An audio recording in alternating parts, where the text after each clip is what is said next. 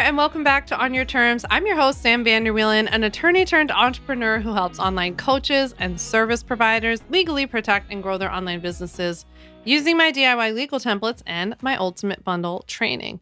So this week, we are talking all about when you should do stuff in your business versus when you should outsource. Do you have to be good at everything in your business? Do you have to be a marketer? Do you have to be a copywriter? Do you really have to wear all of these hats when you own an online business? I think it's a really interesting question. I personally, as I talked about in this episode, am somebody who likes a lot of what we do and is also somebody who's inclined to be like, I'll just do it. And that you're going to have to listen. I shared how that went, and I shared what I did instead to actually grow my business, not drive myself crazy, but also how I still do some things I love in my business, even though I don't have to. So we're going to get into it. Before we do, I want to give a shout out to Megan FS. She says, I've been following Sam for a while. I joined the Ultimate Bundle, and now I've been binging the podcast. It's like having a conversation with a friend while also learning a ton about the legal side, being an entrepreneur, and how to build an online business. I feel more confident knowing that I have the tools to build a legally legit business, but even more than that, I'm connecting with a real person that I can relate to in so many ways. Sam and her podcast are fantastic. Thank you so much, Megan. I so appreciate that very kind review, and we are friends. And you can also leave a review in Apple Podcasts of my show On Your Terms, and you'll be entered to win a $20 Starbucks gift card. All you have to do is just leave a review on Apple. It's simple as that. All right, with that, let's hop into this week's episode. So the age-old question, when should you do something versus when should you outsource it? How many things do you hold on to your business versus how many things do you try to hire out for? Plus, what do you do when budget's a little tight? You can't go around hiring everybody to do everything, right? It's a really tricky balance. And what I often see is that on the one hand, people will hang on to things way too long and try to do everything themselves in the business and wear all of the hats. And I think we all know that there are many, many hats to be worn. And then that ends up holding us back, right? Or it actually costs us a lot of money, because I think that one thing that people just really don't think about, and I don't know, Ryan always tells me one of the things, my husband, in case you don't know, Ryan always tells me that one thing he thinks I'm really good at is seeing time as money, even in our own life, because I'll just be like, no, it's not worth us doing that. We can get somebody else to do this, and then we can go off and do this other thing. And I think that a lot of times in our businesses, we actually think that we're saving ourselves a lot of money by not hiring people to do certain things. And then in fact, that's actually costing us a lot of money for the reasons I'm going to break down in this episode. And so we might maybe have a little bit of a mindset shift in that area today. There's also the idea that somebody else could be better at it. On the flip side, I think a lot of people think that somebody can't be better at it, or that it won't be done to your liking. That was something that I held on to for a long time, was not that I wouldn't be better, or that anyone could be better at stuff, but that it wouldn't be done to my liking, and it would end up costing me more time. So it was not that I thought I'd be better at it, but I was I'll just get it done, because then that way I don't have to go back and forth. It was also a really easy out for me to not have to express preferences to people, because I didn't like giving feedback and saying hey, I don't really love the design on this. So if I just design it myself, I didn't have to give any feedback, right? So it was a little sneaky way around that too. And on the flip side, I see people also outsource things a little bit too quickly sometimes, or outsource things in their own business because they're really nervous and they're not really owning it, and they're not trusting themselves and listening to their instinct, especially as a marketer. And so they'll outsource certain things to people that I'm ooh, that makes me a little nervous, because at the end of the day, I do think as marketers, we have to be the ones who are the experts in our businesses on our clients and what they want, and kind of have our finger on the pulse of the market and what's going on, and be kind of dictating that down to other people. And so we want to hire experts, and we want people who are going to be better at things than we are. But at the end of the day, you're signing the checks. Your name's on the digital door, right? This shit's on you. So that's the way that I always think about it, is that at the end of the day, I'm responsible for all this. And so I can hire other people. I can let other people do a lot of stuff. But I do also have to trust my instinct that I've been here the longest. I've spoken to the most amount of people. I've really gotten to know what's going on around here. And if something doesn't feel right, I have to say something. So that's kind of what we're going to talk about today. So I have to tell you, like, I pride myself in being somebody who like loves all parts of my business and online business and like running one of these kinds of businesses. I mean, how much time do you have? I love writing. I love copywriting. I love like I'll preface all of this by saying I don't think I'm good at all of these things. I thoroughly enjoy it. But I love writing. I don't mind creating all the content. I love creating these podcast episodes for you. It's an absolute joy and a privilege. I love our team meetings. I love creating my products. I love digging in, answering people's questions. People have such good questions. I really love like the strategy side of things. I'm obsessed with funnels. I love all the data. Like I'm just one of those annoying people who really truly loves all of these things. I even love SEO. Okay, I know that was just probably the nail in the coffin. So I love SEO. I love like doing the website. I like all of those things. And I had that attitude that first of all, I was like, no, I just like love it. I love it all. Like, don't worry. I love all of this stuff. But also it's just easier if I just do it myself. Like I would like dip my toes into the arena of like hiring out a graphic designer or like hiring out somebody else to do something. And then I would get some stuff back and it wouldn't totally sit right. And I would be like, oh, I'll just fix it myself. Right. And not that there was anything technically wrong. I mean, a lot of what we all do is very subjective. I mean, there can be like spelling errors or something like that, but otherwise it's very subjective. And so a lot of what we do is just up to our preferences. And so I wouldn't see things that were up to my preferences. I wouldn't love it. And so I'd just be like, oh, I'll just fix this myself. And then I would hire them out, that same person out to do like, let's say more graphic design work at that time. And what do you know? Shocking. When the stuff would come back, it would be exactly the same. Right. And I would just fix the stuff again myself, right? Never saying anything. Easy out, first of all, to not have to say like, hey, I would love it if from now on, like, great job with this, but I would love it also from now on if you could do this like that, or I like it better when this looks like that. It was a great way to avoid having to do that, which is like stuff I have to do every day now, right? And also it just like kept me really, really busy. I was just like running around like a chicken with her head cut off, just like running from if we could imagine like a office building that ran, say, in Vander, Wielen LLC, it's like I'm running from the art department to the copywriting department to the finance department to the legal to the customer service center to like back to like social media strategy. And I was just like running between these doors all day long.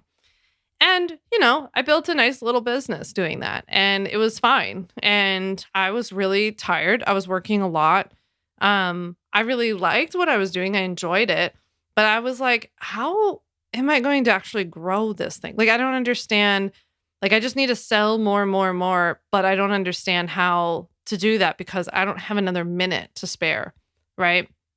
So I thought at that time that I was actually saving money by not hiring anyone. I prided myself on not having any employees, any contractors. I was like, I do it all myself. It was like a badge of honor. Right. And I thought I was saving money. I thought I was like keeping my profits crazy high, which my profits were really high. My profits are still really high, but at the time it was like insane. And it was just like, look how profitable I am. Right. It's just kind of funny for me to look back now. And I remember, and maybe you can relate to this, but like, I also worried that I wouldn't have enough for them to do, or like I had this very irrational fear that the moment that I hired somebody, like all of a sudden everything would stop. Like there'd be like no more money coming in and like no growth. And all of a sudden I was going to have like hired all these people and then there'd be nothing. And I was so worried about it. Right.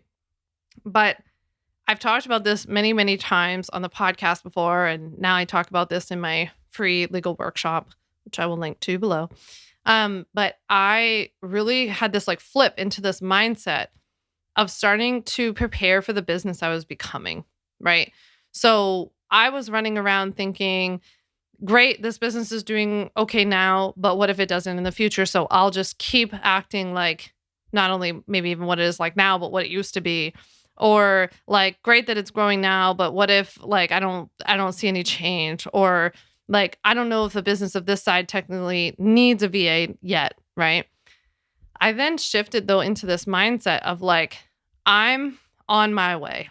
I am becoming like X type of business. Like it truly does not matter. I don't care whether or not your goal is to have a business that makes $10,000 a year, $100,000 a year, $1 million a year. Like it does not have to like screw all the figures and all this like crap that we see online. It doesn't, none of that matters.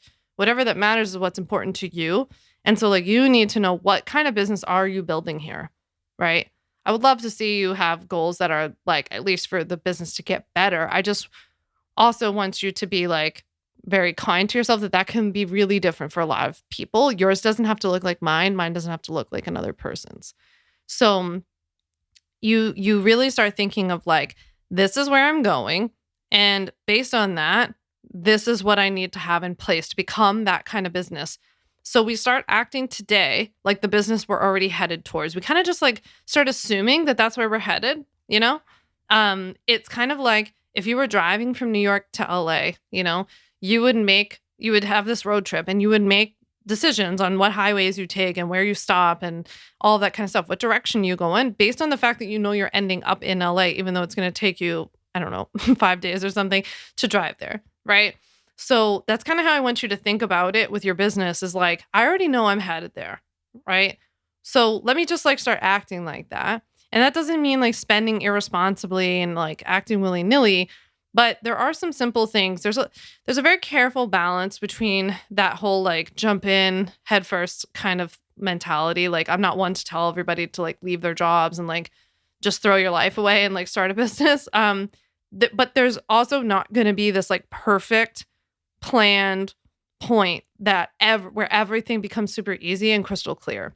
So there is a little bit of like start before you're ready kind of and it's a balance, and I think that people need to be more responsible with that advice, that like there's a way to do that in like in a very tempered way, and I think that that's what was key for me, is that I stopped acting like the business I was at that moment, and I realized that I was never going to become the business that I had in my mind when I really let myself dream and I really worked on my mindset and started to like drop some of these stories and these limiting beliefs that I had about myself and my business and my worth and my ability to be seen, right?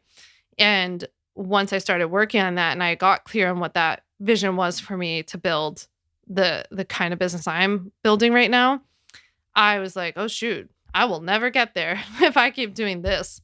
Like that's never going to happen because I'm just going to keep running. Remember the image I gave you of this like digital office building? I'm just going to keep running between all those doors.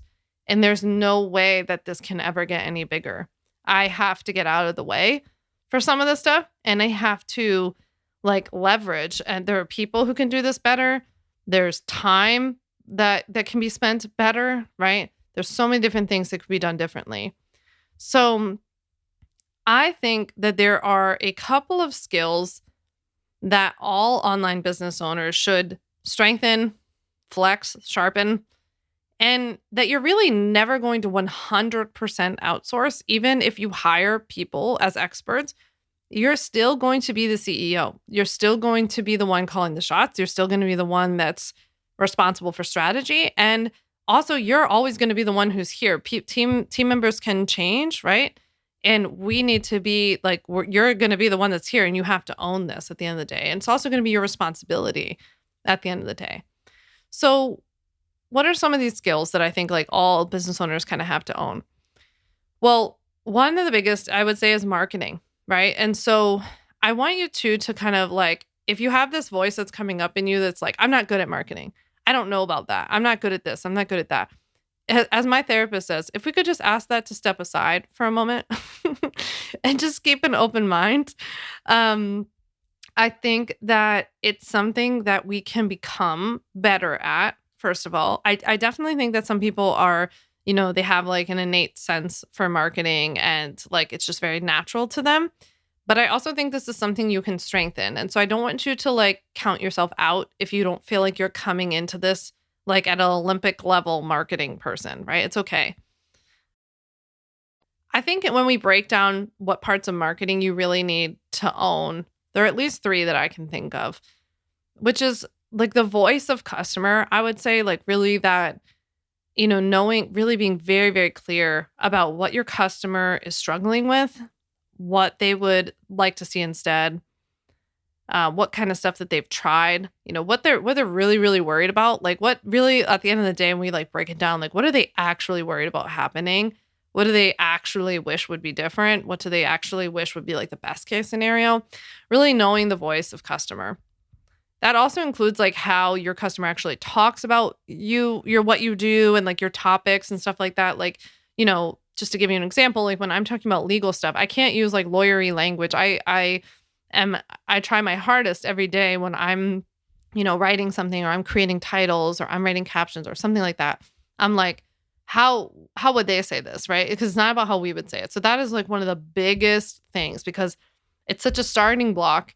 Because if you don't speak their language, then no one's ever gonna talk back, right? So it's a really, really important part. And when you go to hire like a really good copywriter, for example, to do like sales copy for you for the first time, or a nurture sequence for the first time, or write a sales page for you, you need to tell them, like, this is what my customers do. This is what they're worried about. These are the kinds of words they use. These are phrases I hear over and over and over again. This is really at the core of what my customers worried about and what they want and what they hope for. And here's little snippets of their day, right? It's so much of that. When you start to hire more and more experienced copywriters or like strategists, funnel strategists over time, they'll actually ask to speak to your customers and they'll do like customer interviews. That's why they're doing it, is to get voice of customer research. And that's super helpful. But there were many, many times I hired people on the way where like I didn't have the resources to do that yet. And so it was really important that I knew that, right? And then when I was reviewing copy, I'd be like, they would never say that. Or we don't use that kind of language like in this community, So it's really important that you own that. The second part of marketing that I think you have to develop and strengthen is social strategy and social media. I would call it awareness of like picking whatever platform it is. I think one or two platforms like Instagram and YouTube, or Instagram and Facebook, TikTok and YouTube, whatever. You would have to really understand those platforms and truly how they work. Kind of get a flavor for like who hangs out on them, how they're used, how people are consuming content there. I think staying a little bit on top, and this is where you have to be very careful that I'm not talking about black and white where like either you don't know anything or you like spend your whole day scrolling TikTok. It's somewhere in the middle about just knowing, like, generally speaking, what's going on. Like, what's going on these platforms? How are people using it? What are some of the trends? Yeah. And like, what are even just like as simple as like on Instagram, like what are the different surfaces that are available? What are the main types of content in my industry that are being shared? How are people engaging? What kind of patterns do I see? That kind of stuff. Because again, when you go to hire someone, if you hire someone to create social graphics for you or write captions for you or create social media posts for you, you need to be able to analyze those and say, that's not it. It doesn't, I want to take this strategy. I want to try that. Or this doesn't speak, going back to voice of customer, like this doesn't match up with my customer, right? So we really do need to know a little bit about that. And that's something that we develop over time. It's also the benefit to only picking, which I think you should anyway, but like only picking one or two of these platforms anyway, because you can go deeper and not wider. Okay, last but not least, the part of marketing that I think we have to own is product development. For you, this might be like program development, offer development, depending on what you do. I think that's where it becomes really important for you to be the one to know what is the demand in the market. Like, is there a demand for what I want to offer? Who's looking for it? What are they looking for, right? Obviously doing like pricing research and all this kind of stuff. Like, you have to really own the development of your product to even make sure that there is a demand, a want, a need for what you're trying to offer. Because otherwise what you're going to do is you're going to go to a person, you're going to like outsource the creation of something, or like hire an ops person to like set up your product or something like this and be like, I want to offer this product, like go set it up here. But you have to be the one who knows that that's even a successful idea in the first place, right? As much as we can ahead of time. But we have to know that. All right. So those were the three parts of marketing that I broke down: the voice of customer, the social strategy, and the product development. But outside of marketing, there are three other things I think we have to own. One is copywriting, and I don't mean that we have to own this entirely because this is definitely a great area to outsource over time. But what I mean by this is that I think that as online business people who market their online businesses for a living, we have to be good at copywriting, period. Like, there's no way you're going to get away from writing at all. And if you completely outsource your writing, stuff's never going to sound like you. Or if you don't know basics about copywriting, then when you get copy from a copywriter and it doesn't feel right, you're not going to know. Or worst case scenario, you're just going to get copy from a copywriter, assume that they know the best for you and your business, and go with it. And then when it doesn't land with people, you're going to be like, I wonder why that didn't work. Right. But even like I've said this so many times on the podcast, like I just think that investing in copywriting is even so helpful for your day to day, like running in this business. Right. So I think about it every single time that I go to write an email. Like I write all my weekly emails to the list. Like I write so much that I feel like it's so important that I have a basic working understanding. Again, the point is like, I'm not a copywriter. I'm not as remotely skilled as a copywriter, but it means that I have to have some skills as a copywriter or a person who writes copy for a living because I essentially do. I write it for my business, just not for someone else's. Right. And it's also an area where I can learn a little and then like have a lot of practice. Like I write a lot. I write things that flop. I write things that go really well. And I just learn over time with reps, more and more and more reps, right? So I think copywriting is a great place to invest some of your time and energy and money because I think that it's great to learn about. It'll help you overall. I also think you have to own customer service because I think that you have to decide pretty early on, like what kind of business do you want to be? What kind of experience do you want your clients to have? And you have to set the tone for like, how do you want everybody to be treated? And is this like a premium level, like Nordstrom level experience? Or is this a like Walmart, like we have a like smiley face, but we're more about getting as many people in here and as many people out as we can. It's whatever it is that you want it to be, but like you have to create that because then you're going to set the tone for when you do hire somebody to interact with your customers to say like, hey, here's how we do things around here. Like we go above and beyond. We're super helpful. We're super responsive. We're known for being responsive. We have like sarcastic wit and we like include jokes in all of our stuff, like whatever it is. But we have to own customer service. Last but not least, we have to own our craft. I mean, we have to be really good at what we actually sell for a living. You know, I feel like so many times in online business, like we hear all these people talking about like selling you courses about, you know, here's how to create a course or whatever. Here's how to make this many figures in this many months and yada, yada. But we don't often hear about people really encouraging you to do a really good job and try to be like really skilled and really taking a lot of pride in what you do and taking ownership over the fact that you're putting yourself out there. You're taking people's money for your skill. And that doesn't mean being perfect and it doesn't mean knowing everything, but it means continuing to invest in ourselves and our craft and in our actual programs and offers and products themselves and like making them the best that they can be right now, given the information and the tools that we have. And I think that that's a really, really important thing for us to own. Now, all of the things I just talked about, marketing, copywriting, customer service, and our craft, they're all things that one of the reasons I think that we have to be so good at them is that, well, first of all, we do them like every day, but two is that they are things that we can eventually outsource. They're probably some of the last things, like as you make more and more money in your business. But when you do, they're the things that I think you still have to have good, like a good grasp of in order for you to outsource them. Whereas with other things, like let's say you want to get a new website, like you can hire a website designer and a web developer or their team. You don't need to like learn how to do your own website and then hire a website person. In fact, it would actually be more helpful if you knew something about copywriting and if you knew something about marketing and strategy so that you could tell the website person what kind of layout you want or what calls to action you want to highlight or what kinds of marketing things you want to drive and write some of the copy. That would be cool, right? But you don't need to learn certain things like that. Like you don't need to learn about web development. You don't need to learn about branding, like creating logos and color schemes. Like you could, if you had a good idea of the voice of customer and you had a good idea of the vibe and like the the kind of environment you're really trying to create, then you can communicate that to an expert and they can easily turn that around for you. I also think that legal and accounting are another two areas where I just don't think you need to waste your time. Like, you don't need to learn how to become a lawyer to run your own business. You don't need to learn how to be a CPA to run your own business.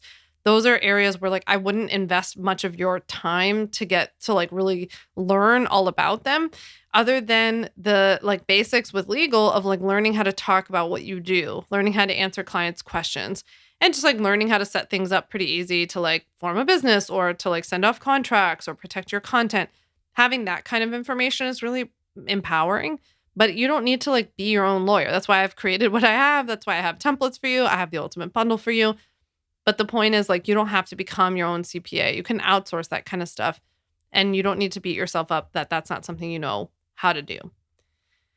The last thing I wanted to chat with you about was that I thought this was like interesting when I was preparing for today's episode. But I want you to think about, are there things that naturally interest you in your business that are investments in your business or that can bring you a return? Like, you could ask yourself, does this thing that I like to do in my own business, does it bring in leads or does it generate sales? That's kind of how I would think of it. So, for example, when I started my business, like I liked SEO. I thought it was really interesting. I also thought it was a genius way of like building up a lot of momentum and traffic through by way of leads in my business, because I was capturing people's attention who were already searching for something. I didn't have any kind of social media presence. And so it was like, I felt like I was really starting from the bottom, back then. And I was like, where's there like another way where I can do this? Right. And so I just genuinely thought SEO was interesting. And it was a huge place to spend my time in the beginning where I would be like, okay, I'm going to write 10 blog posts that are super SEO like targeted. So I would do some SEO research and like phrases and questions and words that people were searching for in my industry. I would then like write a little outline using like keyword rich like headings, subheadings, and then I would write the post and I would kind of use like Yoast SEO plugin on my site to like further optimize the post once it was done being written, and then I would post it, right? And like that was something I was spending a lot of my time on, and it was an investment in my business, something that to be honest, brought in a lot of the initial sales and really got things off the ground. And some of those blog posts that I wrote 6 years ago are still pulling in, doing that too. But like if I was obsessed with bookkeeping, for example, like that wouldn't have paid off. Like if I was just into bookkeeping, all that would be doing is saving me the amount of money I'd spent on a bookkeeper. But when I really liked to do SEO, and I only did it for, probably a year or so, probably 2 years actually, like 2 years in my own business, I thought that was like one area that I could be like, okay, I understand that I could hire someone. I didn't really have the funds to hire somebody at the time, but at least this is something I enjoy doing, and it's an investment in my business because it's actually leading to leads, and then those leads are bringing in sales. So it was then making the business more profitable, which then allowed me over time to be like, okay, now I can afford to pay somebody else to do this. And they have all these examples now to learn how I like things done and how I like things written, right? Copywriting was another area that like I wanted to strengthen my skill in because I knew that if I was a better writer, it would be a big driver of both leads and sales. So I just wanted to put that out there just to like think about, there might be some part of your business where you're like, but I like doing it. If you like doing it, just ask yourself, is this an investment in the business, or is this something that's literally just a trade-off for like, I'm just saving myself the $100 to pay a bookkeeper a month to do this? Whereas then like however many hours that's taking you, if we could free up that time so that you could spend that time investing in marketing or investing in something else that's going to drive leads or sales, then let's get to that, right? So that's why I think like the sooner you can get some of these non-revenue generating activities, especially like repetitive tasks that can be optimized and SOP'd, and then that way, like, again, you do it. So like you run through something. You're not ever having anybody come into the business where you've not done something yourself before, but you do it. And then you're like, here are the steps that we take when like we find a copycat online. We have an SOP for that. And then you can hand that SOP off to a very talented and capable person who can go and execute that every single time that it happens. And then you don't have to do it. So I'm a big believer in choosing a couple things you really love to do. I know that you can also outsource everything and you can't outsource everything all at once. It's a lot, it's expensive. But over time, the goal is generally to like remove you from those tasks and start finding people who are specialized in it. And because you've done things yourself before, because you've walked the walk, you're going to be such a better leader and you're going to be able to give better feedback and advice. Okay, so now that you've listened to this episode, I would love for you to send me a DM and let me know like what is the one thing that you're really interested in now that we've had this chat that also is an investment in your business, and what's one thing that now you've listened to this you think you could let go because you realize it's really just a trade, like a time money trade. I'd be so curious from you. Just send me a DM at Sam Vander Wielen on Instagram. I hope that you liked this episode. It was a lot of fun on my part. If you're ready to start legally protecting your business, make sure you click below to watch my free legal training, 5 steps to legally protect and grow your online business. And with that, I will see you next week. Thanks so much for listening. Thanks so much for listening to the On Your Terms podcast. Make sure to follow on Apple Podcasts, Spotify, or wherever you like to listen to podcasts. You can also check out all of our podcast episodes, show notes, links, and more at samvanderwielen.com/podcast. You can learn more about legally protecting your business and take my free legal workshop, 5 steps to legally protect and grow your online business at samvanderwielen.com. And to stay connected and follow along, follow me on Instagram at Sam Vander Wielen and send me a DM to say hi.